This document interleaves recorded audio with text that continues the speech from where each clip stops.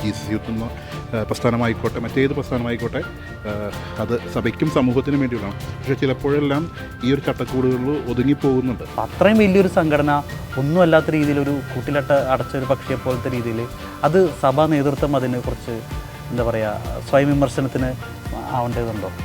ഇതിൻ്റെ ഒരു തലവേദന എന്ന് പറയുന്നത് ഇങ്ങനെ ഇപ്പോൾ മിക്സഡ് ആയിട്ടുള്ള ഒരു ഗ്രൂപ്പ് ആയതുകൊണ്ട് തന്നെ പലർക്കും ആ ഒരു ഹെഡേക്ക് എടുക്കാൻ ബുദ്ധിമുട്ടുണ്ട്. ഓവറായിട്ട് നമ്മൾ അവരെ ഡൊമിനേറ്റ് ചെയ്യാത്ത രീതിയിൽ കാര്യങ്ങൾ മുന്നോട്ട് പോയെങ്കിൽ ഒരുപാട് കാര്യങ്ങൾ നടക്കും തോന്നുന്നു. തീർച്ചയായിട്ടും നമ്മുടെ സഭയുടെ വളർച്ചയ്ക്ക് യുവജനങ്ങളുടെ പ്രാധാന്യം വളരെ പ്രാധാന്യമാണ്. പിന്നിലാണെന്നല്ല, നമ്മൾ ഓരോ കാര്യങ്ങളും ചെയ്യുമ്പോൾ അത് അംഗീകരിക്കപ്പെടുന്നില്ലെന്നുള്ളതാണ്. ഇങ്ങനൊരു വിഷയം ഉണ്ടാകുമ്പോൾ അതിനെ പ്രതിരോധിക്കാൻ നമ്മുടെ യുവജനങ്ങൾ നിങ്ങൾ ചെയ്യേണ്ടതല്ല. കാരണം നമ്മുടെ നാളത്തെ ഭാവി അല്ലെങ്കിൽ സഭയുടെ ഭാവിയാണ് ഒരുപക്ഷെ തകർക്കാനായിട്ട് നോക്കുന്നത്. പ്രധാനപ്പെട്ട ആയുധം പ്രാർത്ഥന തന്നെയെന്ന് ഞാൻ വിശ്വസിക്കുന്നു. ചില അജണ്ടകൾ ഒളിച്ചു കിടത്തപ്പെടുന്ന ചില മേഖലകളുണ്ട്. അത് സിനിമാ രംഗത്തായിക്കോട്ടെ കലാരംഗത്തായിക്കോട്ടെ. എപ്പോഴും സൈലൻ്റ് ആയിട്ടിരുന്നാൽ നമ്മൾക്കെതിരെ അല്ലെങ്കിൽ പുരോഗതിക്കെതിരെ എപ്പോഴും ഒരു വലിയ ആയുധമായിട്ട് അവരെ ഉപയോഗിക്കും. നമ്മുടെ വിശ്വാസം ഇതിൽ ഊട്ടിയുറപ്പിക്കേണ്ട ഒരു കാര്യമാണ്. നമ്മളുടെ വിശ്വാസം ഒരിക്കലും ഒരു വൈദികനെ നോക്കിക്കൊണ്ടാകരുത്, അല്ലേ? വൈദികർ മനുഷ്യന്മാരാണ്. നമ്മളെപ്പോലുള്ള ഓരോ മനുഷ്യർ തന്നെയാണ് വൈദികനാവുന്നത്.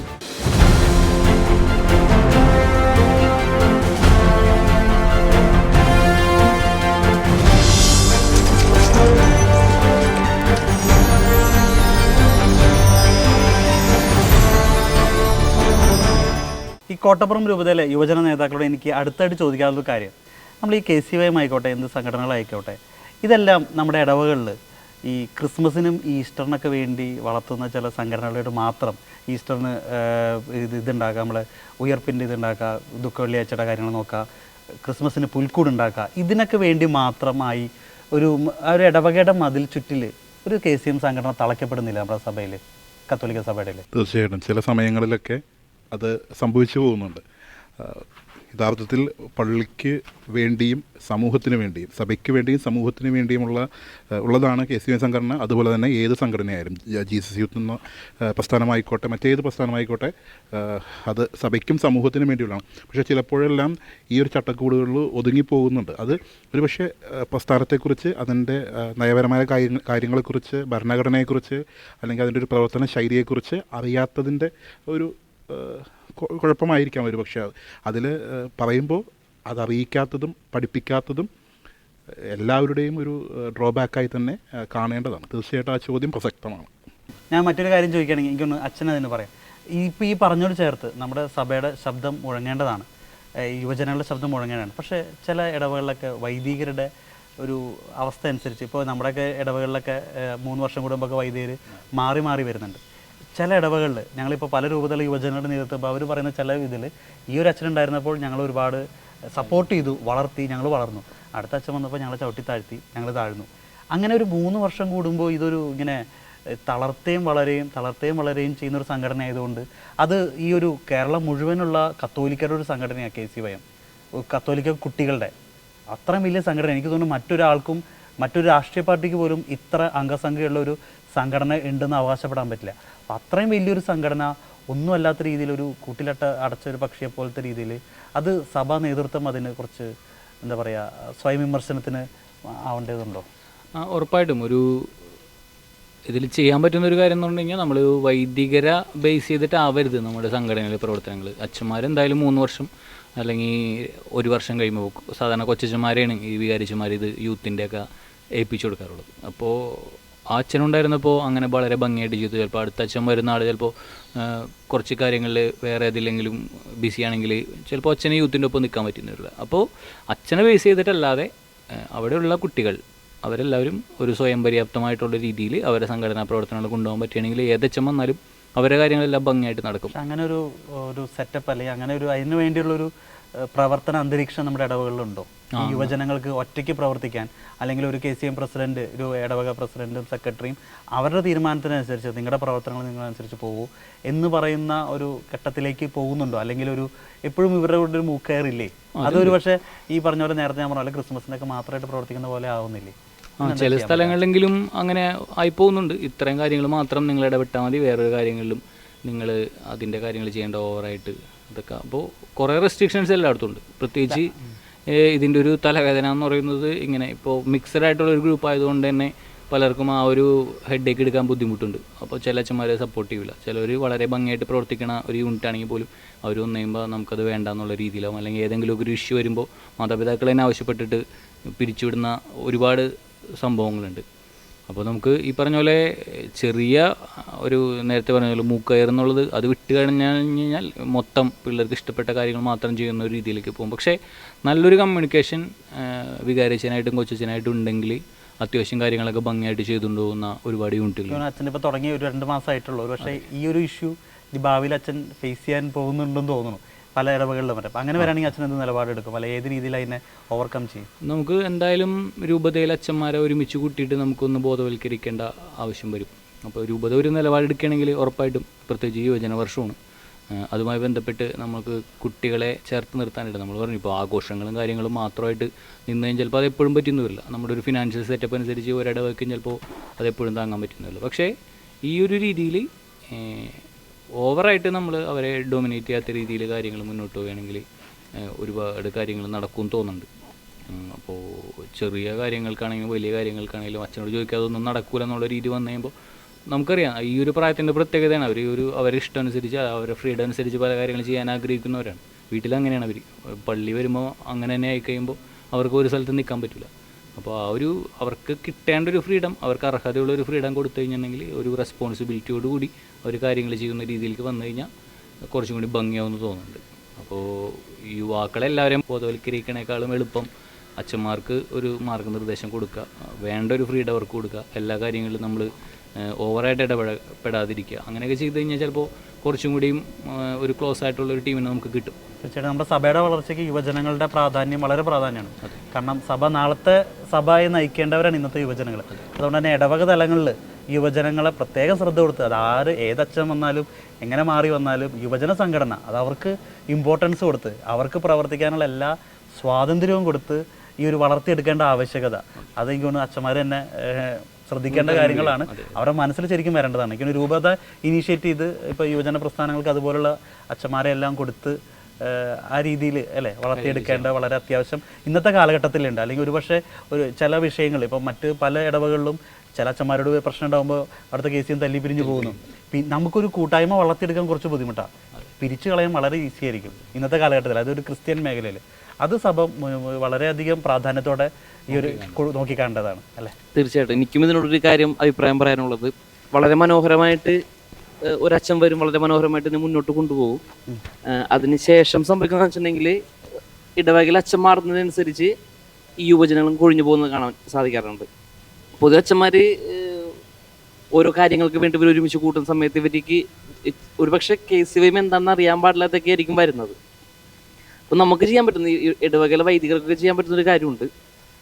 ഇതുകൂടി ഒന്ന് ശ്രദ്ധിച്ചാൽ നല്ലതായിരിക്കും. കാരണം എന്താ വെച്ചിട്ടുണ്ടെങ്കിൽ സീനിയർ ആയിട്ടുള്ള ആൾക്കാരുണ്ടാവും അവിടെ. ഇപ്പോൾ ചിലപ്പോൾ 35 വയസ്സാണ് യൂത്ത് എന്ന് പറയുന്നതെങ്കിൽ ഇവർക്ക് ആനിമേറ്ററായിട്ട് നമ്മൾ കൊടുക്കുന്നത് ഇത്തിരി ഉത്തരവാദിത്തത്തോടെ നന്നായിട്ട് കാര്യങ്ങൾ ചെയ്യാനായിട്ട് ഇവരോട് കൂടെ നിൽക്കാൻ പറ്റുന്ന ഇവരുടെ ആ വൈബുള്ളൊരു 2 വ്യക്തികളെയോ 3 വ്യക്തികളെയോ നൽകുകയാണെങ്കിൽ അവർക്ക് ആ മൂവ്മെൻറ്റിനെ വളരെ മനോഹരമായിട്ട് മുന്നോട്ട് കൊണ്ടുപോകാൻ സാധിക്കും.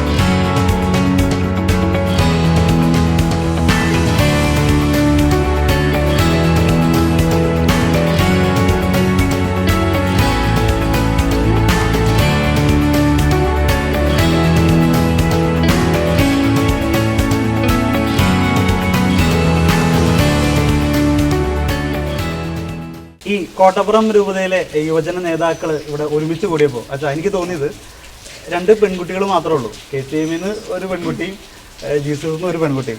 എന്തുകൊണ്ടാണ് നമ്മുടെ പെൺകുട്ടികൾ ഇങ്ങനെ സംഘടനയിലേക്ക് വരാൻ പിന്നിലാണോ, അല്ലെങ്കിൽ നേതൃത്വ നിലയിലേക്ക് പെൺകുട്ടികൾ പിന്നിലാണോ? ഹിൽന വുമൺ ഫോറംസിന്റെ അല്ലെ കൺവീനർ കൂടിയാണ്. അപ്പം എന്തായാലും അതിനെ കുറിച്ച് പറയാൻ പറ്റും? പിന്നിലാണെന്നല്ല, നമ്മൾ ഓരോ കാര്യങ്ങളും ചെയ്യുമ്പോൾ അത് അംഗീകരിക്കപ്പെടുന്നില്ലെന്നുള്ളതാണ്. അവസരങ്ങൾ എന്തായാലും നമ്മൾ കൊടുക്കുന്നുണ്ട്. അത് ഒരുപാട് പേര് ഉപയോഗിക്കപ്പെടുന്നില്ല. പിന്നെ ഉപയോഗിക്കുന്നവരാണെങ്കിൽ ചിലപ്പോഴൊക്കെ അത് അംഗീകരിക്കപ്പെടുന്നില്ല. അങ്ങനെയൊക്കെയാണ്. അതുകൊണ്ടാണ് യുവജനങ്ങൾ സംഘടനയിലേക്കും നേതൃനിരയിലേക്കും വരാൻ കുറയുന്നത്. അതുകൊണ്ട് തന്നെയാണ് ശരിക്കും കുറവുണ്ട്. കുറവുണ്ട് എന്തായാലും പെൺകുട്ടികളുടെ ഇപ്പൊ നിങ്ങളായാലും ഇടവയിൽ പ്രവർത്തിക്കുമ്പോഴായാലും പെൺകുട്ടികൾ ഇങ്ങനെ വരാനായിട്ട് കുറയുന്നുണ്ട്. അതെ, ഒരു പ്രായം കഴിയുമ്പോൾ എല്ലാത്തിനോടും മാറി നിന്ന് ഒരു ഷെയിമാണ് എന്ത് പറയാനായാലും എന്ത് ചെയ്യാനായാലും. ഇതിപ്പോ എന്ത് പ്രവർത്തനങ്ങളുണ്ടായാലും കയ്യിലുണ്ടാവുന്നവർ മാത്രമേ ഉണ്ടാവുള്ളൂ. പെൺകുട്ടികൾ പ്രത്യേകിച്ചും കുറവായിരിക്കും. ഒരു താല്പര്യമില്ലായ്മയാണ് അത്. ശരിക്കും അത് മാറ്റിയെടുക്കേണ്ടത്. നിങ്ങൾ വുമൺ ഫോറം ആകുമ്പോൾ അത് അതിനുവേണ്ടി കൂടിയല്ലേ, സ്ത്രീകൾക്കും കൂടി അല്ലെങ്കിൽ പെൺകുട്ടികൾക്കും കൂടി വേണ്ടിയല്ലേ നിങ്ങൾ ഒരു ഫോറം രൂപതലത്തിലുള്ളത്? അതെ, അതിനുവേണ്ടി പ്രവർത്തിക്കുന്നുണ്ട്. നമ്മള് കോട്ടപ്പറമ്പ് രൂപത KCMന്റെ ഇത് വെച്ചിട്ട് ഒരുപാട് പ്രവർത്തനങ്ങൾ ചെയ്തിട്ടുണ്ട്. ഇപ്പൊ തൊഴിലധിഷ്ഠിതമായ കോഴ്സുകളൊക്കെ ചെയ്തിട്ടുണ്ട്. പിന്നെ ഇപ്പൊ വനിതാ ദിനത്തിനോടനുബന്ധിച്ച് ഒരുപാട് പരിപാടികളും എല്ലാം ചെയ്തിട്ടുണ്ട് നമ്മള്. പിന്നെ അതില് വന്നവര് ചുരുക്കം പേരാണെന്ന് മാത്രം. ഇങ്ങനെയുള്ള ഇതില് പെൺകുട്ടികൾ കൂടുതലായിട്ട് നമ്മുടെ ക്രൈസ്തവ സംഘടനകളോട് ചേർന്ന് പ്രവർത്തിക്കണം ഇന്നത്തെ കാലഘട്ടത്തിൽ ആവശ്യമല്ലേ? അതെ, ഇന്നത്തെ കാലഘട്ടത്തിൽ അതിനായിട്ട് പെൺകുട്ടികൾ ശ്രമിക്കുന്നുണ്ട്. പുറത്തേക്ക് വരാനും അല്ലെങ്കിൽ സമൂഹത്തിനോട് ഫേസ് ചെയ്ത് സംസാരിക്കാനൊക്കെ പെൺകുട്ടികൾ ശ്രമിക്കുന്നുണ്ട്. എങ്കിലും ഈ പഴയ കാലഘട്ടത്തിൻ്റെ ചില കാര്യങ്ങൾ ഇപ്പോഴും അവിടെ നിലനിന്ന് പോകുന്ന കുടുംബങ്ങളിലായാലും അല്ലെങ്കിൽ ഇപ്പോൾ വിദ്യാഭ്യാസത്തിന് ശേഷം പെട്ടെന്നൊരു വിവാഹം, പിന്നെ വിവാഹ ജീവിതം, അതിനോടൊപ്പം തന്നെ സമൂഹത്തിലേക്ക് ഇറങ്ങി പ്രവർത്തിക്കാനുള്ള ഒരു ബുദ്ധിമുട്ടൊക്കെയാണ് ഇത്തരം സംഘടനകളിലേക്ക് വരാനും കാര്യമായിട്ട് പ്രവർത്തിക്കാനുള്ളൊരു ഇത് അവർക്ക് നേരിടുന്നത്. അവസാനമായിട്ട് എനിക്കൊരു ചോദിക്കാനുള്ളത്, നമ്മളിന്ന് സഭയെ, അച്ഛനോട് ഉള്ളതുകൊണ്ട് ഞാൻ പറയാം, സഭയെ തകർക്കാനായിട്ട് ഇന്ന് പലവരും ലക്ഷ്യം വെക്കുന്നത് സഭയുടെ സന്യസ്തതയാണ് അല്ലേ? എനിക്കൊരു സഭയുടെ നട്ടെല്ലോ അല്ലെങ്കിൽ സഭയെ പിടിച്ചു നിന്നത് വൈദികരും കന്യാസ്ത്രീകളാണ്, സിസ്റ്റേഴ്സുമാണ്. അപ്പോൾ നമ്മുടെ യുവജനങ്ങളെ ഈ ഒരു ദൈവവിളിയിലേക്ക് ആകർഷിക്കാതിരിക്കാൻ ഇന്ന് പലപ്പോഴും വൈദികരെ സിസ്റ്റേഴ്സിനെ മോശമായി ചിത്രീകരിക്കുന്ന സമൂഹ മാധ്യമ പോസ്റ്റുകൾ, സിനിമകൾ, വീഡിയോസൊക്കെ ഇന്ന് ഭയങ്കര അത് ഒരു വേണമെന്ന് വിചാരിച്ച് തന്നെ ചെയ്യുന്നവരുണ്ട്. അപ്പോൾ ഈ ഒരു കാര്യത്തിൽ നമ്മൾ യുവജനങ്ങൾ ശ്രദ്ധിക്കേണ്ടതല്ലേ? അല്ലെങ്കിൽ ഇങ്ങനൊരു വിഷയം ഉണ്ടാകുമ്പോൾ അതിനെ പ്രതിരോധിക്കാൻ നമ്മുടെ യുവജനങ്ങൾ നിങ്ങൾ ചെയ്യേണ്ടതല്ല. കാരണം നമ്മുടെ നാളത്തെ ഭാവി അല്ലെങ്കിൽ സഭയുടെ ഭാവിയാണ് ഒരുപക്ഷെ തകർക്കാനായിട്ട് നോക്കുന്നത്. സഭ തകരില്ല, അത് ഉറപ്പാണ്. പക്ഷേ എങ്കിലും നമ്മൾ യുവജനങ്ങൾ എന്താണ് ചെയ്യേണ്ടത് ഇങ്ങനെയുള്ള മേഖലകളിൽ? ഇതിനെക്കുറിച്ച് എന്താ പറയാനുള്ളത്? ജിസ്യൂത്ത് എന്ന നിലയിൽ സംസാരിക്കുമ്പോൾ ജിസ്യൂത്തിൽ തന്നെ പുരോഹിതരെ സൃഷ്ടിക്കുന്ന ഒരു പുരോഹിതർക്ക് വേണ്ടി ഫോർമേഷൻ കൊടുക്കുന്ന ഒരു രീതിയുണ്ട്. ഇപ്പോൾ 4-5 പേർ തന്നെ ജിസ്യൂത്തിന് വേണ്ടി മാത്രം പുരോഹിതരായവരുണ്ട്. പിന്നെ നമ്മളെ സംബന്ധിച്ച് പറയുമ്പോൾ നമ്മുടെ ജനനം മുതൽ മരണം വരെ നമ്മുടെ കൂടെ നിൽക്കുന്നവരാണ്. അതായത് മാമോദിസ തൊട്ട് മരണം വരെ നമ്മുടെ ഉദാശകളിലൊക്കെ പുരോഹിതരുടെ സാന്നിധ്യമുണ്ട്. ആ പുരോഹിതരെ 1-2 പേരെ ചില കുറവുകൾ ചൂണ്ടിക്കാണിച്ച് നമ്മളെ താറടിച്ച് കാണിക്കും, വൈദികരെ താറടിച്ച് കാണിക്കുന്നു. അതോടൊപ്പം തന്നെ മറ്റ് സിനിമാ മാധ്യമങ്ങളിലൂടെയൊക്കെ ഇതുപോലെ താറടിച്ച് കാണിക്കുന്നു. പക്ഷെ അവിടെയൊക്കെ പ്രതിരോധിക്കേണ്ടവർ നമ്മൾ തന്നെയാണ്. നമുക്ക് പല രീതിയിൽ പ്രതിരോധിക്കാം. ജിസുത്ത് എന്ന രീതിയിൽ ഞങ്ങൾക്ക് അവർക്ക് വേണ്ടി ഏറ്റവും മനോഹരമായിട്ട് ഏറ്റവും അവർക്ക് വേണ്ടി കവചൊരുക്കാൻ പറ്റുന്ന പ്രാർത്ഥന തന്നെയാണ്. ഏറ്റവും പ്രധാനപ്പെട്ട ആയുധം പ്രാർത്ഥന തന്നെയാണെന്ന് ഞാൻ വിശ്വസിക്കുന്നു. ആ പ്രാർത്ഥന ശക്തി ഉണ്ടെങ്കിൽ ഈ പറഞ്ഞ ഒന്നും നമുക്ക് ഏശയില്ല. പക്ഷെ അതിനോടൊപ്പം തന്നെ ഒരു KCM, ജിസുത്ത് അങ്ങനെ ഒരു യുവാക്കളുടെ പ്രതിനിധി എന്ന രീതിയിൽ സംസാരിക്കുമ്പോൾ ഇതിനൊക്കെ പ്രതിരോധിക്കേണ്ടവരാണ്. അത് നമ്മുടെ സോഷ്യൽ മീഡിയയിലുള്ള പ്രതികരണങ്ങളാവാം, അല്ലെങ്കിൽ ചില പ്രതിഷേധ പ്രകടനങ്ങളാവാം, അതെന്തുമാവട്ടെ. പക്ഷെ നമ്മൾ എപ്പോഴും സൈലന്റ് ആയിട്ടിരുന്നാൽ നമ്മൾക്കെതിരെ അല്ലെങ്കിൽ പുരോഹിതർക്കെതിരെ എപ്പോഴും അത് വലിയ ആയുധമായിട്ട് അവരെ ഉപയോഗിക്കും. തീർച്ചയായിട്ടും പ്രാർത്ഥനയും വേണം, അതോടൊപ്പം തന്നെ പ്രതിരോധവും ഈ വിഷയത്തിൽ നമുക്ക് ആവശ്യമായിട്ടുണ്ട്. തീർച്ചയായിട്ടും അത് എന്നോട് കൂട്ടിച്ചേർത്ത് പറയുമ്പോൾ കക്കുകളി പോലെയുള്ള ചില നാടകങ്ങൾ നമ്മൾ കേട്ടിട്ടുണ്ട്. ചില അജണ്ടകൾ ഒളിച്ചു കിടത്തപ്പെടുന്ന ചില മേഖലകളുണ്ട്. അത് സിനിമാ രംഗത്തായിക്കോട്ടെ, കലാരംഗത്തായിക്കോട്ടെ. നേരത്തെ സൂചിപ്പിച്ച പോലെ ഇത്തരം ദൈവവിളികളെ നിരുത്സാഹപ്പെടുത്തുവാൻ വേണ്ടിയിട്ടുള്ള ഒത്തിരിയേറെ കാര്യങ്ങൾ വരുന്നുണ്ട്.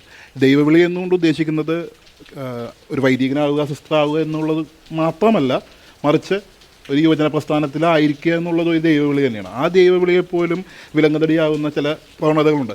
ഇതിനെതിരെ ശക്തമായി തന്നെ യുവജന പ്രസ്ഥാനങ്ങൾ എല്ലാ കാലഘട്ടത്തിലും നമ്മൾ പ്രതികരിച്ചിട്ടുണ്ട്. പ്രത്യേകിച്ച് നേരത്തെ സൂചിപ്പിച്ച കക്കുകൾ പോലെയുള്ള ചില ഇതിനെതിരെ പ്രതിഷേധ സമരങ്ങൾ സംഘടിപ്പിച്ച് അല്ലെങ്കിൽ പരസ്യമായി തന്നെ പ്രതികരിച്ച ഒരവസരങ്ങൾ കഴിഞ്ഞ നാളുകളിൽ നമ്മൾ കണ്ടിട്ടുണ്ട്. അതിൻ്റെ പേരിൽ ചില കേസുകൾ നേരിടുന്ന യുവജന സുഹൃത്തുക്കളെയും നമ്മുടെ അടുത്ത സുഹൃത്തുക്കളാണ് അവർ. അപ്പോൾ അത്തരത്തിൽ കൂടി ചില നടപടികൾ യുവജന പ്രസ്ഥാനങ്ങളുടെ ഭാഗത്തുനിന്നുണ്ട്. കാരണം വൈദികരാകട്ടെ സന്യസ്തരാകട്ടെ അവരെല്ലാം നമുക്ക് വേണ്ടപ്പെട്ടവരാണ്, നമ്മളുടെ കൂടെയുള്ളവരാണ്. നമുക്ക് ആത്മീയമായും ഭൗതികമായും അവരുടെ ആവശ്യമുണ്ട്. പ്രത്യേകിച്ച് നേതൃത്വം നൽകുവാൻ, നമുക്ക് വേണ്ടി പ്രാർത്ഥിക്കുവാൻ, നമ്മുടെ കൂടെ ആയിരിക്കുവാൻ, നമ്മളെ കേൾക്കുവാൻ, ഇതെല്ലാം വൈദികരും സന്യസ്തരും ആവശ്യമുണ്ട്. ആ വൈദികരെയും സന്യസ്തരെയും ചില കുറവുകൾ, നേരത്തെ സൂചിപ്പിച്ച പോലെ ചില കുറവുകൾ എവിടെയൊക്കെയോ നമുക്ക് വന്നു പോകുന്നുണ്ട്. പക്ഷേ ആ കുറവുകളെ നിറവുകളാക്കി മാറ്റുവാൻ പറ്റുന്ന പതിനായിരക്കണക്കിന് ലക്ഷക്കണക്കിന് വൈദികരും സന്യസ്തരുമുണ്ട്. അവർക്ക് കൂട്ടായി എന്നും യൂത്ത് ഒപ്പമുണ്ടാകും. തീർച്ചയായിട്ടും എനിക്കതിനോട് കൂട്ടിച്ചേർക്കാനുള്ളത്, ശരിക്കും പറഞ്ഞാൽ ഇങ്ങനെ ഉയർത്തി കാണിക്കുമ്പോഴും ഓരോ വൈദികരുടെയും സന്യസ്തരുടെയൊക്കെ കുറവുകൾ ഉയർത്തി കാണിക്കുമ്പോഴും നമ്മൾ ശ്രദ്ധിക്കാതെ പോകുന്ന പല കാര്യങ്ങളുണ്ട്. ഇതിനു വേണ്ടി സമൂഹത്തിന് വേണ്ടിയിട്ട് നല്ലത് ചെയ്യുന്ന ഒരുപാട് വൈദികരുണ്ട്. അവരെ ശരിക്കും പറഞ്ഞാൽ താഴ്ത്തി പിടിച്ചുകൊണ്ടാണ് നമ്മളുടെ സഭയുടെ കുറവുകൾ കാണിക്കുന്നത്. ഇങ്ങനെയുള്ള വൈദികരുടെ കാര്യങ്ങൾ, ഓരോ കാര്യങ്ങളൊക്കെ ഉയർത്തി കാട്ടുന്നത്. ഇതൊക്കെ നമ്മൾ ഉറപ്പിക്കേണ്ട ഒരു കാര്യമുണ്ട്. നമ്മുടെ വിശ്വാസം ഇതിൽ ഊട്ടിയുറപ്പിക്കേണ്ട ഒരു കാര്യമുണ്ട്. നമ്മളുടെ വിശ്വാസം ഒരിക്കലും ഒരു വൈദികനെ നോക്കിക്കൊണ്ടാകരുത്, അല്ലേ? വൈദികർ മനുഷ്യന്മാരാണ്. നമ്മളെപ്പോലുള്ള ഓരോ മനുഷ്യർ തന്നെയാണ് വൈദികനാകുന്നത്. ദിവ്യബലിയിലും കുമ്പസാരത്തിലും എല്ലാം ക്രിസ്തുവിൻ്റെ പ്രതിപുരുഷന്മാരാകുന്നത്. ഇവർ മനുഷ്യന്മാരായത് കൊണ്ട് തന്നെ എപ്പോഴാണ് അവരുടെ പ്രാർത്ഥനയുടെ കുറവ് വരുന്നത്, ആ സമയത്ത് സാത്താൻ അവരെ പിടിക്കും. ശരിയല്ലേ? അപ്പം അതുകൊണ്ട് അവർ മനുഷ്യന്മാരാണ് എന്നുള്ളൊരു കൺസിഡറേഷൻ നമ്മൾ തീർച്ചയായും അവർക്ക് കൊടുക്കണം.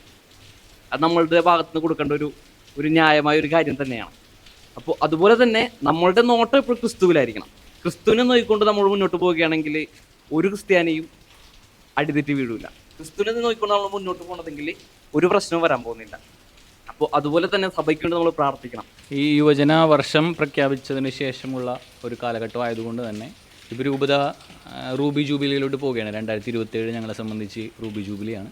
അപ്പോൾ അതിന് മുന്നൊരുക്കമായിട്ട് ഈ വരുന്ന വർഷങ്ങൾ ഇപ്പോൾ നടക്കുന്ന 6 മാസം യുവജനങ്ങൾക്ക് വേണ്ടിയിട്ട് മാത്രമായിട്ട് അഭിമന്യ പിതാവ് മാറ്റിവെക്കാൻ ആഗ്രഹിക്കുകയാണ്. ജൂലൈ 3-ാം തീയതി രൂപതയുടെ പിറവി ദിനത്തിൽ അത് ജൂബിലി പ്രഖ്യാപിക്കും. അതിനുശേഷമുള്ള ഡിസംബർ വരെയുള്ള കാലഘട്ടം യുവജനങ്ങൾക്ക് വേണ്ടി മാത്രം. അതെല്ലാ സമിതികളും, അതായത് സാമൂഹ്യ ശുശ്രൂഷ സമിതി ആയാലും ആത്മായ സമിതി ആയാലും അജപാലന സമിതി ആയാലും എല്ലാവരും യുവജനങ്ങളുടെ കാര്യങ്ങളിൽ കൂടുതൽ താല്പര്യം കാണിച്ചിട്ട് ഇടവകകളിലെല്ലാം ഈ GCUത്തിൻ്റെയും KCUMൻ്റെയും യുവജന സമിതിയുടെയും നേതൃത്വത്തിൽ ഒരുപാട് പരിപാടികൾ ചെയ്യുന്നുണ്ട്. ഇപ്പോൾ അതിൻ്റെ മീറ്റിങ്ങുകൾ നടന്നു. ഇപ്പോൾ കഴിഞ്ഞ ആഴ്ച അതിൻ്റെ കൺവീനർമാരൊക്കെ ഒരുമിച്ച് കൂടി എല്ലാ ഇടവകയിലും ഒരുപോലെ തന്നെ ഒരേ സമയത്ത് ഈ 6 മാസം കൊണ്ട് നടത്തേണ്ട കുറേ പരിപാടികൾ, അത് സ്പിരിച്വലായിട്ടുള്ള ആക്ടിവിറ്റീസും ഉണ്ട്, സോഷ്യൽ കമ്മിറ്റ്മെൻറ്റുള്ള ആക്ടിവിറ്റീസും ഉണ്ട്. അപ്പോൾ എല്ലാ രീതിയിലും യുവജനങ്ങളെ കുറച്ചുകൂടി ജൂബിലിയുടെ സമയത്ത് എത്തുമ്പോഴേക്കും കുറേ യുവജനങ്ങൾ, ഇപ്പോൾ ഉള്ളതിൻ്റെ ഇരട്ടിയിലധികം യുവജനങ്ങൾ ദേവാലയവുമായി ബന്ധപ്പെട്ട് അല്ലെങ്കിൽ ദൈവവുമായി ബന്ധപ്പെട്ട് പ്രവർത്തിക്കണം എന്നുള്ള ആഗ്രഹത്തോടു കൂടിയിട്ടാണ് അത് വരുന്നത്. അപ്പോൾ അതുപോലെ തന്നെ GCUത്തും KCUM രണ്ടുപേരും ഇവർ ഇയർ പ്ലാനറൊക്കെ റെഡിയാക്കിയിട്ടുണ്ട്. ഓരോ മാസവും ചെയ്യേണ്ട കാര്യങ്ങൾ അപ്പോൾ അത് നേരത്തെ പറഞ്ഞ പോലെ തന്നെ ആത്മീയമായ കാര്യങ്ങൾ മാത്രമല്ല, അതിപ്പോൾ വന്നു കഴിഞ്ഞിട്ടുണ്ടെങ്കിൽ നമുക്കറിയാം പ്രാർത്ഥന എന്ന് മാത്രം പറഞ്ഞിട്ട് യുവജനങ്ങളൊക്കെ മാറി നിൽക്കും. അതിനോടൊപ്പം തന്നെ അവരെ സ്പോർട്സ് ആയാലും ആർട്സ് ആയാലും അവരെ ബാക്കിയുള്ള കാര്യങ്ങൾ, കരിയർ ഗൈഡൻസ് ആയാലും എല്ലാ കാര്യങ്ങളും ഏതൊക്കെ മേഖലകളിൽ നമുക്ക് യുവജനങ്ങളെ ചേർത്ത് പിടിക്കാൻ പറ്റുന്നുവോ, അവരെ സപ്പോർട്ട് ചെയ്യാൻ പറ്റുന്നുവോ, അവരെ പ്രൊമോട്ട് ചെയ്യാൻ പറ്റുന്നുവോ അതിലൊക്കെ അവരെ സഹായിക്കുന്ന രീതിയിൽ വളരെ എല്ലാ രീതിയിലുള്ള ഒരു സമഗ്രമായിട്ടുള്ളൊരു വളർച്ചയും പ്രവർത്തനങ്ങളുമാണ് നമ്മൾ ചെയ്തിരിക്കുന്നത്. അപ്പോൾ അഭിമന്യ പിതാവ് വളരെയധികം താല്പര്യത്തോടു കൂടിയിട്ടാണ് അത്, പ്രത്യേകിച്ച് ദൈവവിളിയും അതുപോലെ തന്നെ യുവജന പ്രവർത്തനങ്ങളും, അതാണ് പിതാവിൻ്റെയും ഒരു ആഗ്രഹം അതാണ്. അപ്പോൾ അതുകൊണ്ട് തന്നെ ആൾത്തരവാലകരെയായാലും ആരും ഒരുമിച്ച് കൂട്ടിയാലും പിതാവ് പറയുന്നത് ഇവർ ആ ഒരു പ്രവർത്തനം കഴിഞ്ഞിട്ട് അവർ പോകരുത്, നമ്മുടെ യുവജന പ്രവർത്തനങ്ങളിൽ ഇവർ കിട്ടാവുന്ന ലീഡേഴ്സായിട്ട് ഇവരെ ട്രെയിൻ ചെയ്യണം എന്നുള്ള ഒരു ആശയമാണ് പിതാവിനുള്ളത്. അപ്പോൾ അതുകൊണ്ട് തന്നെ നല്ല നല്ല കാര്യങ്ങൾ ഈ ദിവസങ്ങളിൽ സംഭവിച്ചുകൊണ്ടിരിക്കുന്നുണ്ട്. അതിനൊക്കെ നേതൃത്വം കൊടുക്കാനായിട്ട് KCUM GCUത്തും വളരെ ശക്തരായിട്ട് തന്നെ ഉണ്ട്. ഇപ്പോൾ എല്ലാ കാര്യങ്ങളും വളരെ ഭംഗിയായിട്ട് നടക്കാനായിട്ട് നിങ്ങളുടെ എല്ലാവരുടെയും പ്രാർത്ഥന ഞങ്ങൾക്ക് വേണമെന്ന് ആഗ്രഹിക്കുകയാണ്. തീർച്ചയായിട്ടും അച്ഛനിപ്പോൾ പറഞ്ഞ കോട്ടപ്പുറം രൂപതയുടെ യുവജന സമിതിയുടെ എല്ലാ ഭാവി പ്രവർത്തനങ്ങൾക്കും ഞങ്ങളുടെയും അതോടൊപ്പം തന്നെ ഗുഡ്നസ് ടിവിയുടെ എല്ലാ പ്രേക്ഷകരുടെയും എല്ലാവിധ ആശംസകളൊപ്പം പ്രാർത്ഥനകളും ഞങ്ങൾ നേരുകയാണ്. എന്തായാലും നമ്മൾ ഈ ഒരു കുറച്ച് നിമിഷങ്ങൾ ഒരുപാട് വിഷയങ്ങളെക്കുറിച്ച് നമ്മൾ സംസാരിച്ചു. കോട്ടപ്പുറം രൂപതയുടെ യുവജന നേതാക്കളാണ്. വളരെ തിരക്കുകളുടെ ഇടയിലും നിങ്ങളതെല്ലാം മാറ്റിവെച്ച് ഞങ്ങളോടൊപ്പം ആയിരിക്കുന്ന ഒരുപാട് സന്തോഷമുണ്ട്. വ്യക്തിപരമായിട്ട് എൻ്റെ രൂപതയും കൂടിയാണ് ആ രൂപതയുടെ യുവജന നേതാക്കളാണ്. അപ്പോൾ നിങ്ങളോടൊപ്പം ആയിരിക്കുന്നതിൽ അതേറെ എനിക്കും സന്തോഷമുണ്ട്. എന്തായാലും എല്ലാവർക്കും ഒരുപാട് നന്ദി. Thank you.